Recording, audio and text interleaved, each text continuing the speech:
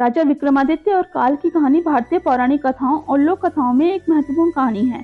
यह कथा राजा विक्रमादित्य के साहस, धैर्य और बुद्धि को दर्शाती है।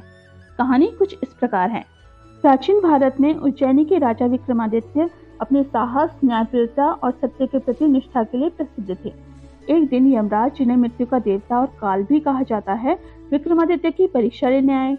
यमराज को यह जानना था कि क्या विक्रमादित्य वास्तव में अपने धर्म और सत्य पर अडिग हैं और मृत्यु से भयभीत नहीं होते हैं।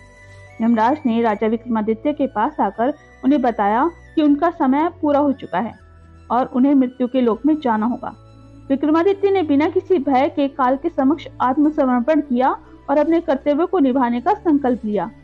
यमराज ने राजा विक्रमादित्य से कहा कि यदि वे कुछ समय तक उनके प्रश्नों का सही उत्तर देंगे और धैर्य नहीं खोएंगे तो वे उन्हें जीवित रहने का एक और अवसर देंगे। विक्रमादित्य ने यह चुनौती स्वीकार की। यमराज ने पूछा कि जीवन का सबसे बड़ा धर्म क्या है। विक्रमादित्य ने उत्तर दिया कि सच्चाई, निष्ठा और न्याय जीवन के सबसे बड़े धर्म हैं, क्योंकि ये ही समाज को संतुलित और मानव को महान बनाते हैं। यमराज ने पूछा, संसार में सबसे कठिन कार्य क्या है।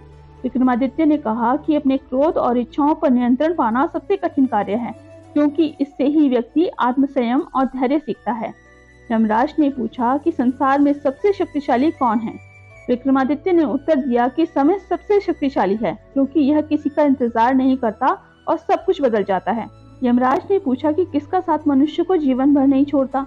विक्रमादित्य ने उत्तर दिया कि कर्म का फल ही ऐसा है जो हमेशा मनुष्य के साथ रहता है।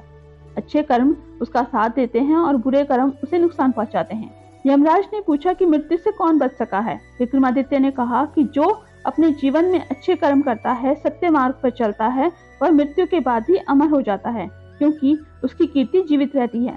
इससे प्रसन्न होकर यमराज ने विक्रमादित्य को आशीर्वाद दिया और कहा कि वह लंबे समय तक जीवित रहेंगे और उनके राज्य में सुख शांति बनी रहेगी। ऐसी ही और वीडियो के लिए हमारे चैनल को सब्सक्राइब करें, वीडियो को लाइक करें और कमेंट में जय श्री कृष्ण लिखना ना भूलें।